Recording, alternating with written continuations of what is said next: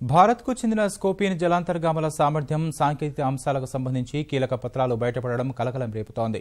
ఈ స్కోపియన్ జలాంతర్గాములను ఫ్రెంచ్ నౌకా నిర్మాణ సంస్థ DCNS తయారు చేసింది. జలాంతర్గాముల సామర్థ్యానికి సంబంధించి 22,400 పేజీల సమాచారం బహిర్గతమైనట్టు తెలుస్తోంది.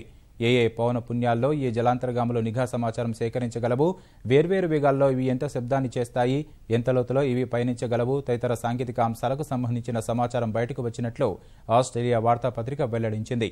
కీలక సమాచారం బహిర్గతం కావడంపై నౌకాదళ ప్రధానాధికారి నుంచి నివేదిక కోరినట్లు రక్షణ మంత్రి మనోహర్ పారికర్ ప్రకటించారు. ఈ సమాచారం హ్యాకింగ్ అయినట్లు తనకు తెలిసిందని ఆయన వివరించారు. మరికొన్ని రోజుల్లో దీనిపై పూర్తి సమాచారం తెలుస్తుందని వెల్లడించారు. ఈ సమాచారం విదేశాల నుంచే బహిర్గతం అయిందని, భారత్ నుంచి కాదని నౌకాదళం ప్రకటించింది.